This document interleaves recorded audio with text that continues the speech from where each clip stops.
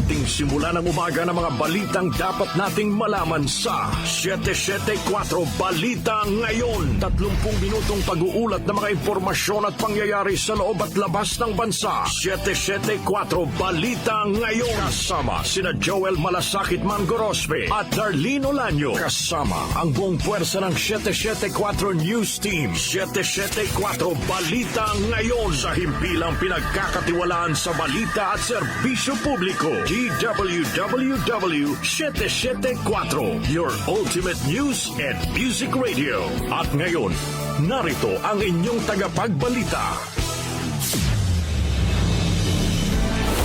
774 Balita Ngayon. Magandang umaga Luzon, magandang umaga Visayas at magandang umaga Mindanao. At lahat po ng mga matinong Pilipino kay Newsweek natin nationwide at worldwide. Miyerkules ngayon, September 20, 2023. Narito na ang 774 Balita Ngayon.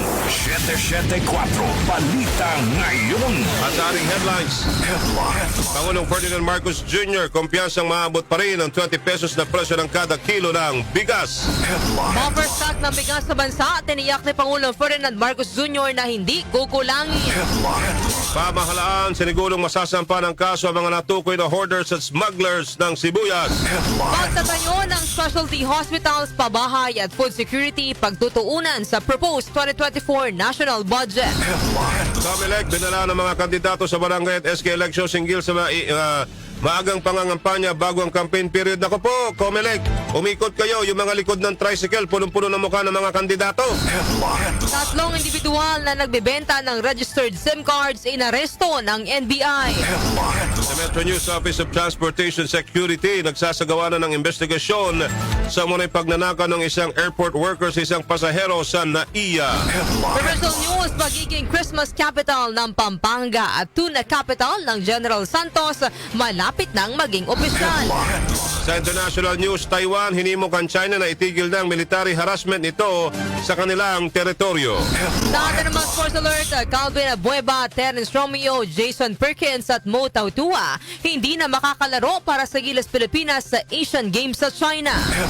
At sa showbiz balita, si Megan Yang wala nang balak sumali sa Miss Universe kahit pasok na sa mga bagong qualification ng beauty pageant. Sa ating balita, kakaiba, ilang kalsada sa Portugal binaha ng alak. Ganon. Alas 6:44 po ng umaga, kami ho ang mga tagapagbalita, Joel Gorospe. At Darlene Olanyo. At sa detalye ng mga naglalagap live at totoong mga balita. 774 Balita Ngayon. Kumpiyansa po si Pangulong Ferdinand Marcos Jr. na matutupad pa rin ang pagkakaroon ng 20 pesos na presyo ng kada kilo ng bigas sa bansa. Ayon po sa Pangulo, kung magpapatuloy ang pagganda ng sitwasyon ng sektor ng agrikultura at cost of production, ay maaabot ang target at 20 pesos na presyo ng bigas. Sinabi pa ng Pangulo na lalong magiging posible ang mababang presyo ng bigas kung hindi masyadong makararanas ng bagyo ang bansa at patuloy na makapagbibigay ng tulong sa mga magsasaka. Paliwanag pa ng Pangulo, ang mga dahilang ito ang humaharang kaya hindi mapababa ang presyo ng mga pangunahing bilihin, lalo na ang bigas. Tiniyak naman ng Pangulo na ginagawa nilang lahat upang matiyak na abot kaya pa rin ang presyo ng pagkain sa mga pamilihan. Talaga naman, Mr. President, gawin nyo na now na. 774 Balita Ngayon.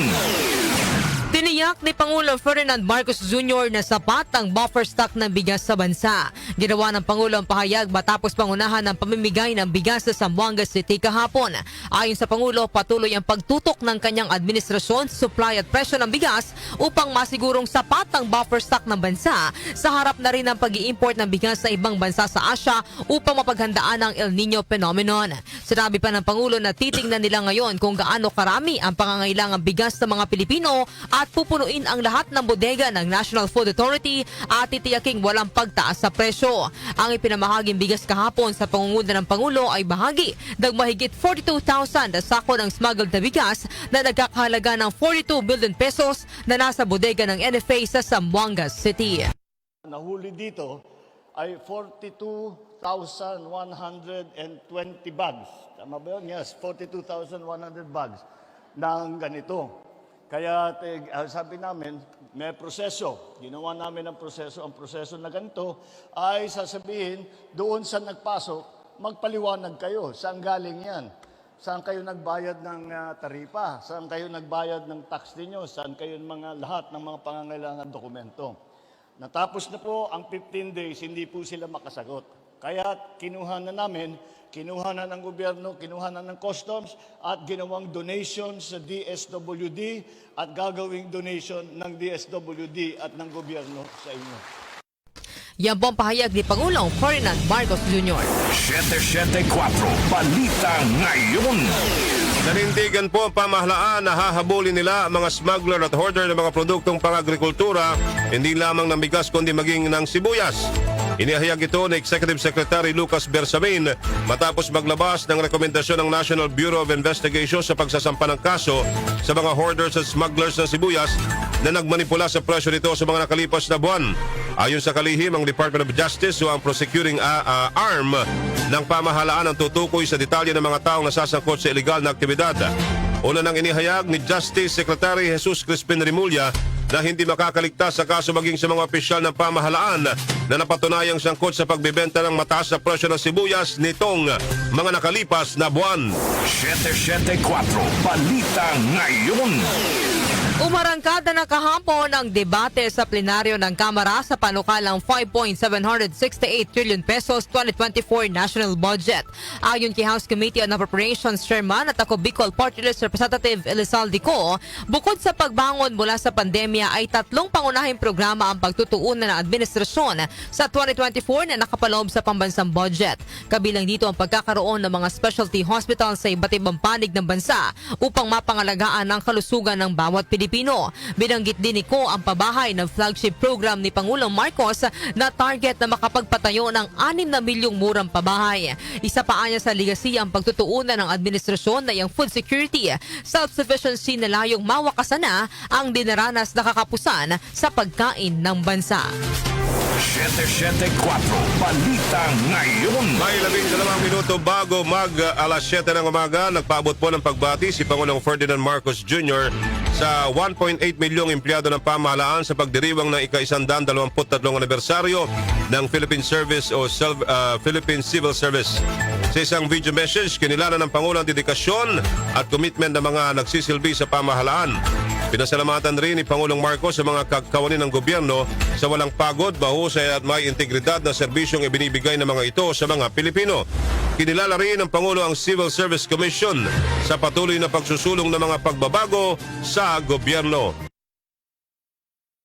To all civil servants who work tirelessly and with excellence and integrity to deliver the quality service that all Filipinos deserve. Thank you for your dedication, despite the numerous challenges that we experience in our respective occupations. Let us strive harder in achieving our united goal of providing a better future for our country. Yan po si Pangulong Ferdinand Marcos Jr. 774 Balita Ngayon.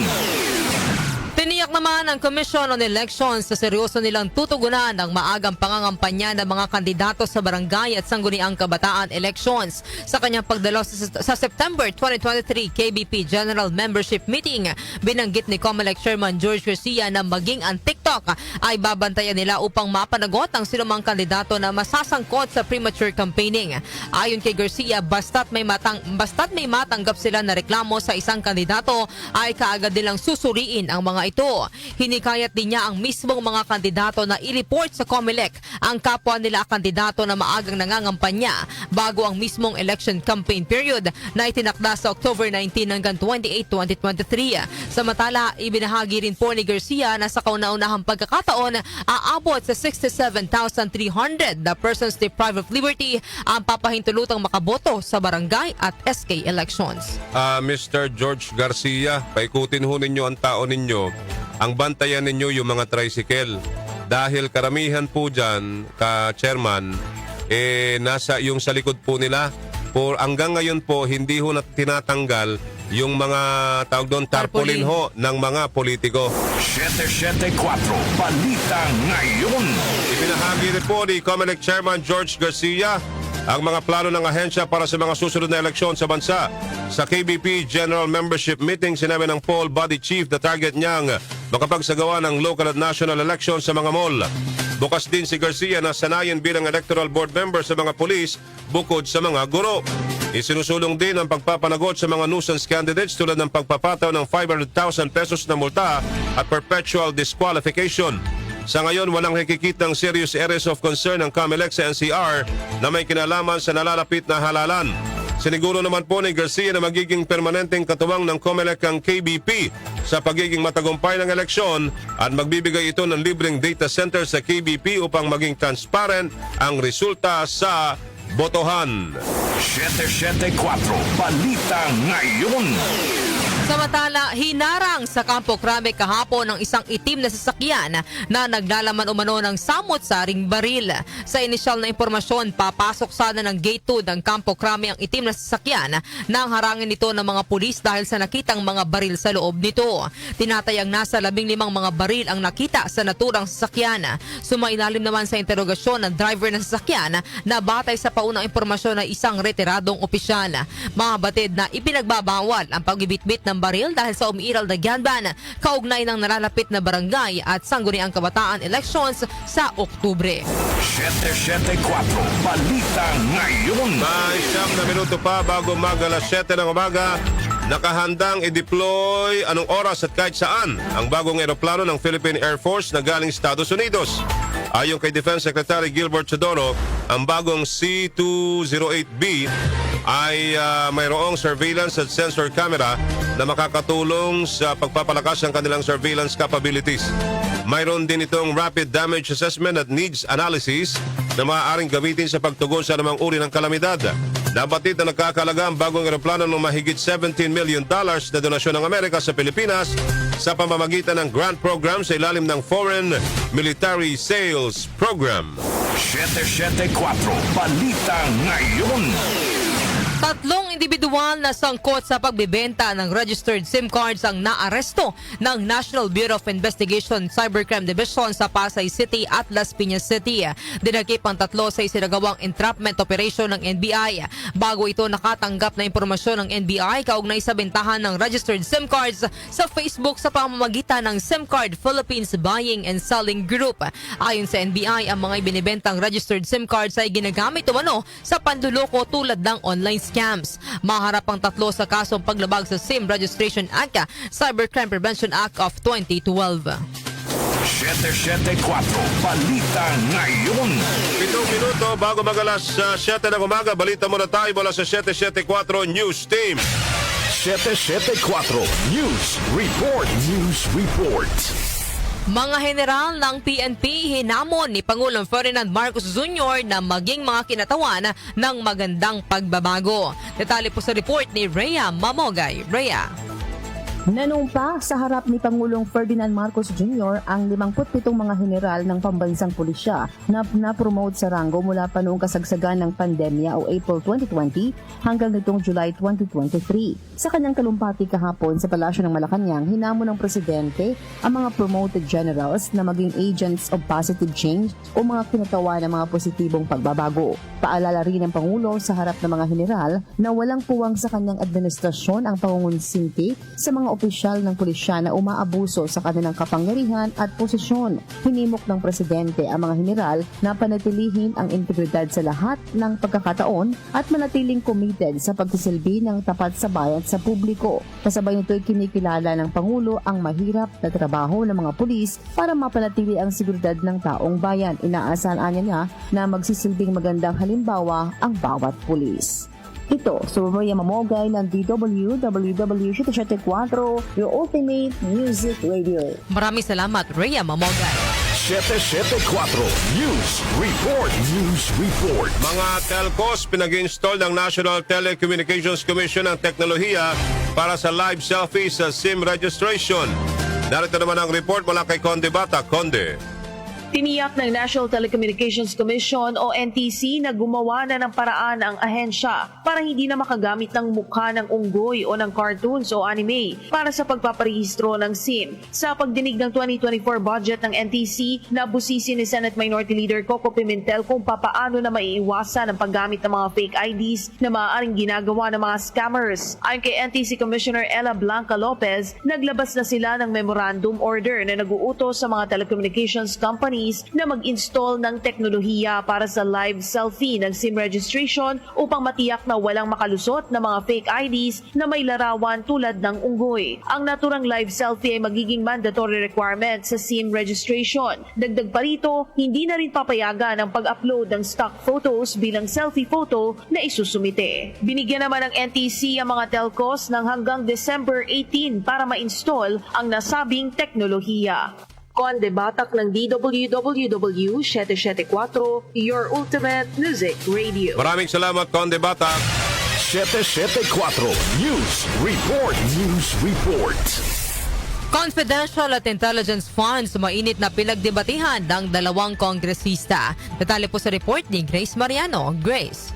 Naging mainit ang debate sa plenaryo sa pagitan ni Marikina City Representative Stella Kimbo at ACT Teachers Party List Representative Franz Castro kaugnay sa paglipat ng 125 million pesos sa Office of the Vice President sa ilalim ng 2022 national budget. Giit ni Castro, ang paglilipat ng confidential funds na ito ay illegal dahil wala umano sa line item. Pero paliwanag ni Kimbo na siyang tumatayong sponsor ng budget, inaprubahan ng Kongreso ang contingent fund na pinagmula ng pondong inilipat sa OVP. Diin ni Kimbo ito ay tinuturing din na special purpose fund na maaaring gamitin sa mga proyekto, aktibidad at programa na urgent at bago. Tinukoy din ni Kimbo na base sa desisyon ng Korte Suprema sa Belica versus Ochoa ay valid na line item appropriations ang contingent fund na pwedeng hilingin ng ahensya sa Department of Budget and Management na aaprubahan naman ng Pangulo. Sa tingin ni Kimbo, nalilito lamang si Castro sa nature ng special purpose fund na inilipat sa OVP, bagay na itinanggi ni Castro. Ang argumento ni Kimbo ay sinuportahan naman ni House Deputy Speaker Isidro Ungab na dati ring chairman ng Appropriations Committee. Grace Mariano ng DWWW 774, your ultimate music radio. Maraming salamat, Grace Mariano. 774 News Report. News Report. Pagkasira ng bahura sa Ericoy Reefs at Sabina Shoal paglabag sa Arbitral Award, ayon po yan sa DND. Narito naman ang report mula kay Angel Ronquillo. Angel. Biniberipika na ng Department of National Defense ang naiulat na pagkasira ng bahura sa Iroquois Reef at Sabina Shoal. Ayon kay Defense Secretary Gilbert Teodoro, sa ilalim ng Arbitral Award, ang pagkasira ng likas na yaman ay paglabag sa international treaty, lalo na kung ginawa ito para sa reklamasyon ng isang artificial island. Sinabi pa nito na makikipag-ugnayan din sila sa Department of Foreign Affairs upang makagawa ng kaukulang aksyon. Matatandaan sa video ng Philippine Coast Guard, makikita na halos wala ng buhay sa ilalim ng dagat ng Iroquois Reef at Sabina Shoal. Angel Ronquillo ng DWWW 774, your ultimate music radio. Maraming salamat, Angel Ronquillo. 774 News Report. News Report. Farm gate price ng palay sinusuportahan ng mga magsasaka. Narito po ang report ni Gina Mape. Gina. Darlina Joel, suportado nga ng Agri-Group na Federation of Free Farmers o FFF ang pinaiiral ng farm gate price sa pagbili ng palay. Ayon sa kautusan ng Pangulong Ferdinand Marcos Jr. sa National Food Authority o NFA, 16 hanggang 19 na piso ang presyo ng 1 kilo ng basang palay. 19 hanggang 23 pesos naman ang bawat kilo ng tiyong palay. Sinabi ni Raul Montemayor ng Federation of Free Farmers na ang ginawa ng Pangulo ay tugon sa hinaing ng mga magsasaka na itaas ang presyo ng palay. Malaking bagay niya ito. Kung babaratin lang ng mga trader ang mga magsasaka, maaari silang tumakbo sa National Food Authority. Reasonable rin niya ang halagang ito para makabawi ang mga magsasaka. Halimbawa rin ni Montemayor na kung makukuha ng 23 pesos sa magsasaka ang 1 kilo ng palay, pagdating sa retail ay maibebenta na ito ng 46 pesos 1 kilo bilang well-milled rice at katanggap-tanggap na niya ito sa mga mamimili. Pisong dagdag lang niya ito mula sa kasalukuyang 45 pesos, ngunit tiyak naman na maganda ang bigas. Ayon naman sa grupong Sinag o Samahang Industriya ng Agrikultura, inaasahang makababawi na rin ang mga magsasaka dahil malapit na ang panahon ng anihan. Ayon kay Rosendo So, Pangulo ng Sinag, malaking tulong ang pinatutupad na price cap sa bigas para mapatatag ang presyo ng bigas sa mga pamilihan. Ako si Gina Mape ng DWWW 774, your ultimate music radio. Maraming salamat, Gina Mape. 774 News Report. News Report. Alas 7 na po ng umaga, kami pa rin ho yung mga tagapagbalita, Joel Gorospe. At Darlene Olanyo. At iba pang mga naglalagabla at matotoong mga balita. Metro News. Metro News. Sa Metro News po tayo, nakikipag-ugnayan na ho ang Office of Transportation Security o OTS sa Manila International Airport Authority at Philippine National Police Aviation Security hinggil sa investigasyon na sinasagawa sa umunay panibagong insidente ng pagnanakaw ng isang airport worker sa NAIA Terminal 1. Ayon kay OTS spokesperson Kim Marquez, isang pasahero ang nawala ng $300 noong September 8. Inihayag pa ni Marquez na isang screening officer ang umano'y dawit sa pagnanakaw at tinitignan pa kung may iba pang sangkot na tauhan ng paliparan. Ba't hindi niyo pangalanan? Matatandaang February 22, 5 taon ng OTS o 5 tauhan ng OTS na nakatalaga sa NAIA Terminal 2 ang sinuspindi matapos mag-viral sa social media ang dalawang video ng pagkuha nila ng pera sa isang Thai tourist at makalipas ang ilang araw, isa pang screening officer ang nakunan rin ng video na nagnanakaw naman ng relo sa pasaherong Chinese sa NAIA. Hinimok naman ni OTS Administrator Maria Oplaska ang publiko na iulat sa kanila ang anumang iligal na aktibidad na ginagawa ng sinumang tauhan ng paliparan. Metro News. Metro News. Aabot sa 95 million pesos na halaga ng pekeng alcoholic drinks o nakalalasing na inumin ang nakumpiska ng mga otoridad. Bit-bit ang siyam na search warrant ikinasa ng National Bureau of Investigation ng National Capital Region ang pagsalakay sa Pasay, Parañaque, Manila, Quezon City at Aklan Province. Ang operasyon ay may kaugnayan sa paglabag sa RA 8293 o Intellectual Property Code of the Philippines. Nakumpiska sa operasyon ang nasa mahigit 6,500 na bote ng peking nakalalasing na inumin na may trademark na Hennessy. Balitang from the. Kapwa pasado na ho sa ikatlot huling pagbasa sa Kamara ang panukalang kilalanin ng Pampanga General Santos dahil sa natatangin itong ambag sa ekonomiya ng bansa. Unang naprubahan ang panukala na nagdedeklara sa Pampanga bilang Christmas capital ng Pilipinas. Ayon kay Pampanga Representative Aurelio Gonzales, marapat lamang na kilalanin ng Pampanga bilang Christmas capital ng bansa dahil sa pagiging tanyag nito sa paggawa ng mga parol at iba pang dekorasyon at pailaw para sa Kapaskuhan. Sa oras na may sabatas ay aatasan ng Department of Tourism na isama sa kanilang promosyon ang bansang Pampanga bilang Christmas capital. Sumunod namang nakalusot sa Kamara ang pagdideklara sa General Santos City bilang Tuna Capital of the Philippines na pagkilala sa probinsya bilang pangunahing producer ng sariwa at canned tuna. Balita sa labas ng bansa. Hinimok ng Defense Ministry ng Taiwan ang China na tigilan na ang patuloy na military harassment sa kanila. Ito ay kasunod ng paglipad ng warplanes ng China sa himpapawid na sakop ng Taiwan. Ayon sa Defense Ministry ng Taiwan, 4 na po sa mahigit 100 na Chinese warplanes ang pumasok sa kanilang Air Defense Identification Zone o ADIZ.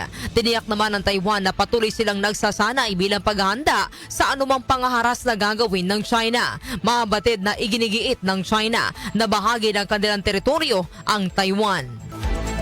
Sports Alert. At sa Sports Alert, si Calvin Abueva, Terence Romeo, Jason Perkins at si Mo Tautua hindi na makakalaro para sa Gilas Pilipinas. Bakit ano nangyari? Sa Asian Games sa China. Narito naman po ang report mula kay Jonah Bakiran. Jonah.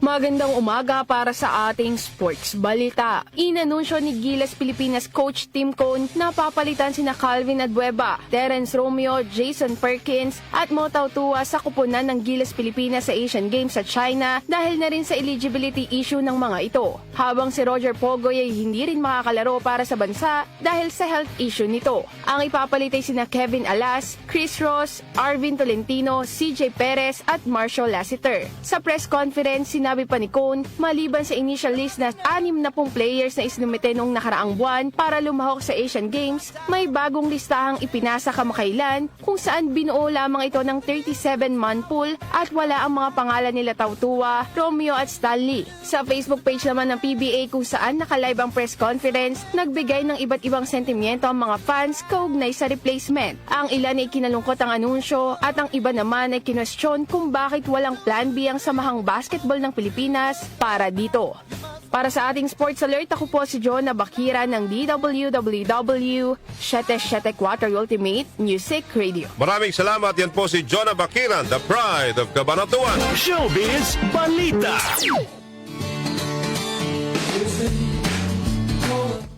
Para naman sa ating showbiz balita, alamin na natin ang latest sa mundo ng mga marites. Ihatid po sa atin yan ng ating Beshi ng Bayan, Kenny Acosta. Good morning! Happy and blessed Wednesday morning mga Beshi! Narito na ang mga latest chika sa mundo ng mga marites. Mga Beshi, wala nang balak na sumali pa sa Miss Universe competition ang actress beauty queen na si Megan Young kahit pasok na siya sa mga bagong qualifications na itinakda ng naturang beauty pageant. Sa bagong itinakdang qualifications ng Miss Universe, tinanggal na ang age limit ng mga nais na lumahok sa pageant para sa susunod na edisyon nito sa 2024 at maging ang mga babae na may asawa at anak na ay maaari na ring sumali rito. Sa isang panayam sa isang event naman, inihayag ni Megan na masaya na siya sa takbo ng kanyang buhay sa kasalukuyan kaya wala na siyang planong sumali pa sa anumang beauty pageant.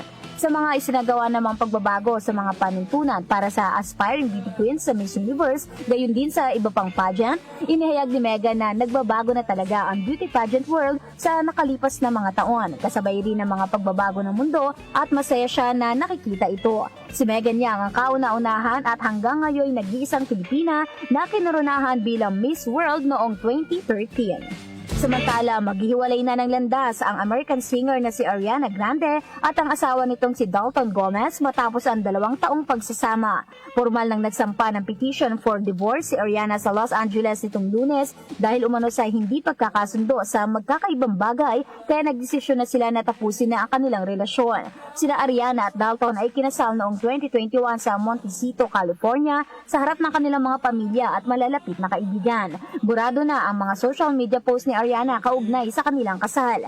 Mababatid na buwan ng July nang magsimula ang espekulasyon tungkol sa paghihiwalay ni Ariana Grande at Dalton Gomez matapos na mapansin na hindi nasuot ng thank you next singer ang kanyang singsing nang dumalo sa tennis tournament sa Wimbledon. At yan, hatid ko sa inyong mga showbiz chika. Ako po yung showbiz reporter, Kenny Acosta. Happy and blessed Wednesday morning, everyone! Maraming salamat, Beshi, Kenny Acosta. You see, yun yung sinasabi ko, Darlene. O yun, divorce ka agad yun, mga kaibigan. Si, ano pangalan nun? Si Dalton. Oo, si Dalton tsaka si Ariana Grande. Saka si Ariana Grande. Ganun lang kabilis. Di po ba? Sa kanila ho yun, mga kaibigan. Dahil napaka... liberated sila eh. Ganun Parang talaga. imbes ayusin pa partner.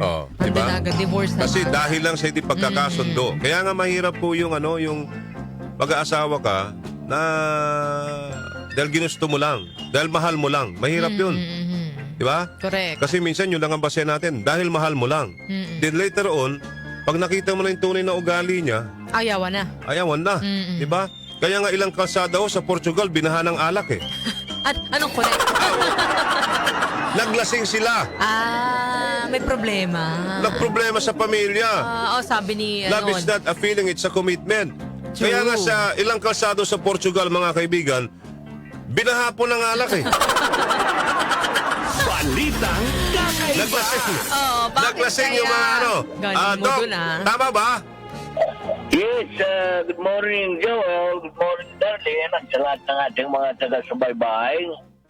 Talaga namang nakakapanghinayang, sayang na sayang talaga dahil binahan ng alak ang ilang kalsada sa Portugal matapos masira ang imbaka ng Destilaria Libera na gumagawa ng red wine. Nag-viral kamakailan ang mga video kung saan mapapanood ang pag-agos ng red wine sa mga kalsada ng Sao Lourenço do Bairro na kayang makapuno ng isang Olympic size na swimming pool.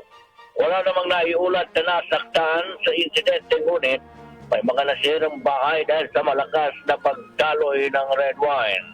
Ayon sa Chief Executive ng Destilaria Libera na si Pedro Carvalho, mahigit 600,000 na galon ng red wine ang umagos mula sa kanilang distillery sa loob lamang ng isang oras.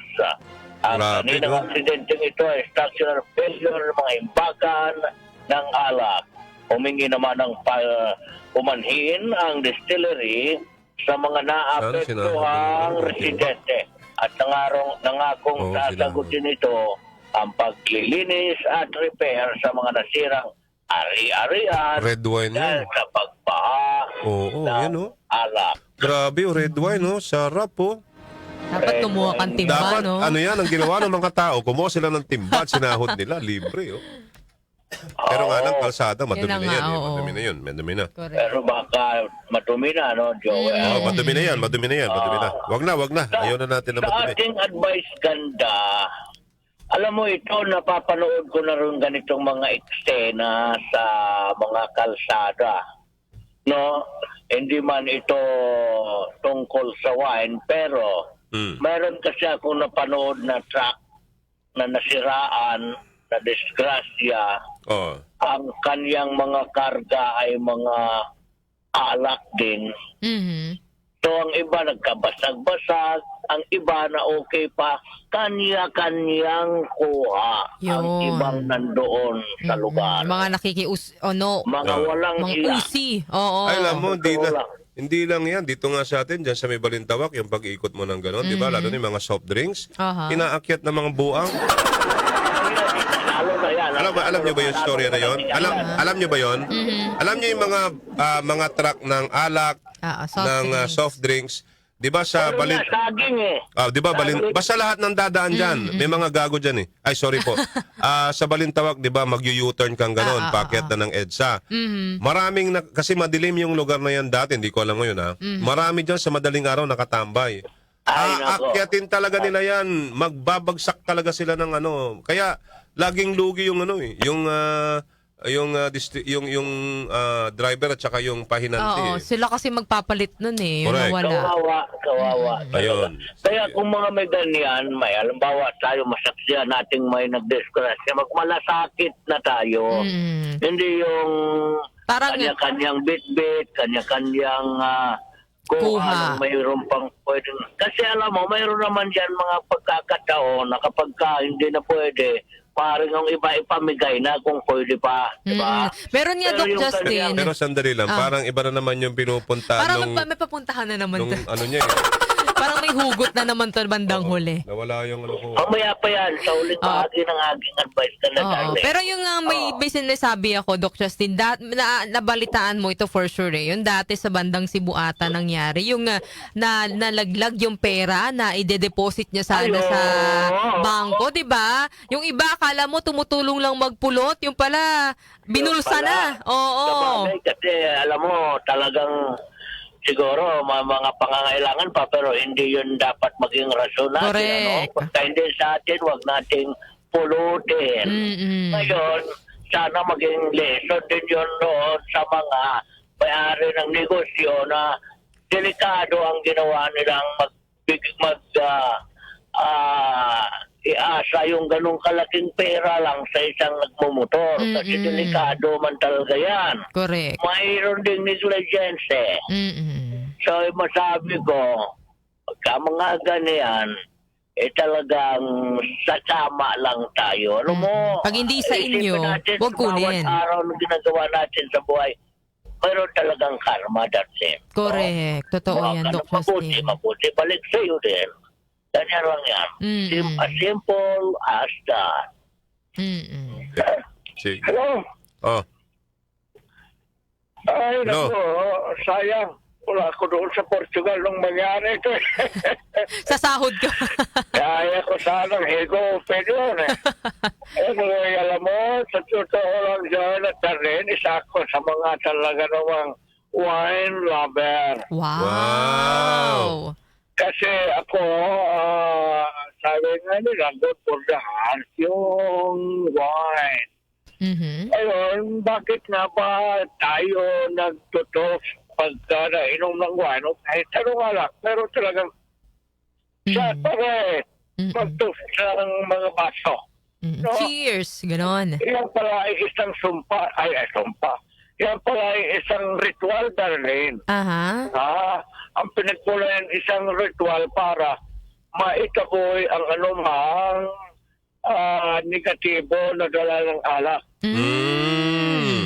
Kaya ganun nyo kung pag-shot kayo, mag-shot kayo ng aso. kailangan Ay, alam mo, mag-toast. pero maganda to Di ba red wine din lang naman yung, yung titirahin mo, di ba? Aha. Ang masarap na pulutan ng red wine, 2. Ano Sir yun? Jun. Huy!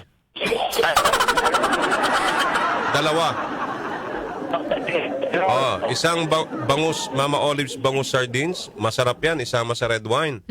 Tapos yung dinakdakan ni Papa Joel.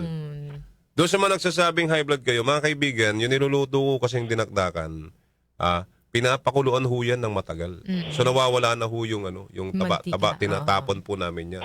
Tapos iniihaw pa namin ng bahagyo. At kinakamay, hindi, joke. Tinitimpla natin yan ng mga organic na ricado. Oo. Tsaka, in moderation lang dapat ang pagkain. Partner, Masarap. Yun ang magandang anuin mo pag iinom ko ulit ng red wine, ha? Para, Doc, Sir Jun. Nawawala si Sir Jun. Nawawala siya? Naputol. Naputol Hello, siya. Doc? Wala, naputol. Tawagan natin ulit. Tawagan mo ulit kasi maganda yung nagkakanuwan tayo. Maganda yung trivia niya din Kung bakit maganda kailangan yung nagtutoast partner kapag iinom ng alak. Alright. Yun pala yun. Okay, doon po sa mga walang love life dyan, magkape na lang ho kayo. Bakit? Bakit kape? Pampatibok naman ng puso yan.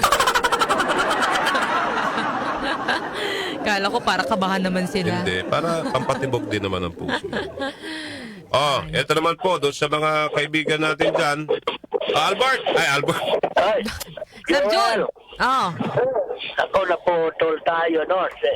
Meron lang akong si Daddy idagdag doon sa trivia. Hello, Joel! Tarlin! Hello! Oo, ito, baka lang nagtataka yung ibang umiinom ng wine.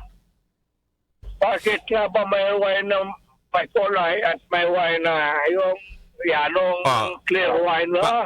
Paki-explain mo kasi si Ma'am Tin Seng, na anak ni Mami Falconeri na single pa rin hanggang ngayon, gusto niya malaman. Alam mo, yung wine pala na may kulay, kasama yung balat niya ng grape.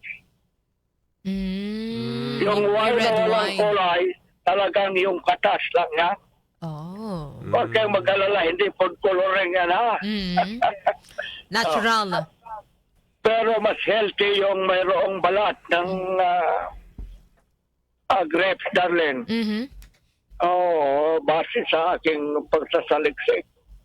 Okay. Pero, unahin ang pagkain ng pamilya bago ang alak. Ito ang masabi ko kasi mayroong iba na inuuna yung alak ng barkada. Totoo yan. Ito yung pagkain sa pamilya. Walang problemang uminom. Basta't kaya. At huwag naman yung araw-araw mo na lang ginagawang pesyo. Okay. Baka yung atay mo naman ang kawawa dyan. Okay. True. Drink moderately. Alam mo, Joel, sa inyong topic sa divorce, ang mag-asawa minsan di man talaga maiwasan yung koronang problema. Maganda kasi hindi lang dapat yung puro kayo mga problema ang pinag-uusapan niyo. Dapat sa mga mag-asawa talaga para maiwasan ng iwalayan, dapat mayroon pa rin oras na kayo mag-date. At mag-usap kayo ng problema. Hindi naman problema. Mag-usap kayo ng mga nakaraan ninyo. Tapos nagtagay-tagay kayo ng wine. Alam mo, ako personally, Joel, siguro yung divorce na yan ay ako dalawa ang dalawa ang anay ko dyan Pagdating naman sa talagang sa sanctity of marriage as much as possible, kailangan talaga natin protektahan.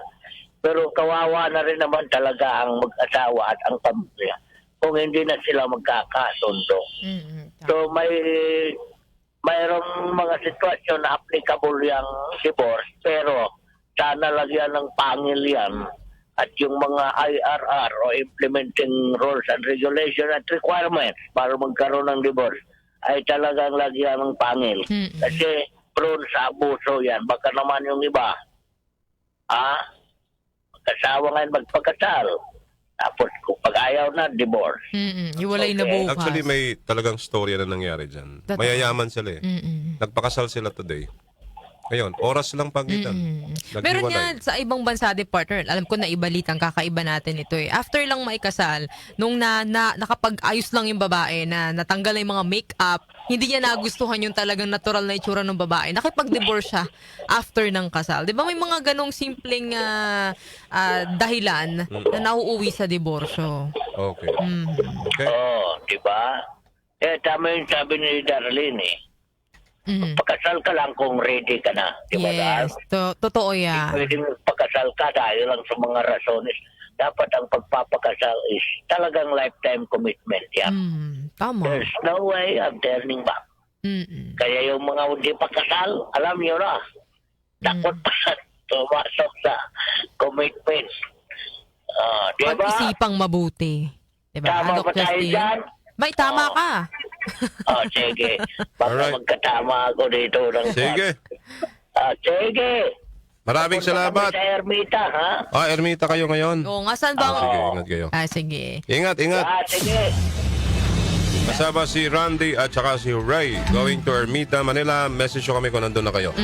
At yan po ang kabuuan ng ating balitang ngayong araw na ito ng Miyerkules, September 20, 2023. Kami ho ang inyong mga naging tagapagbalita, Joel Gorospe. At Darlene Olanyo. At ito po ang 774 Balita Ngayon. 774 Balita Ngayon.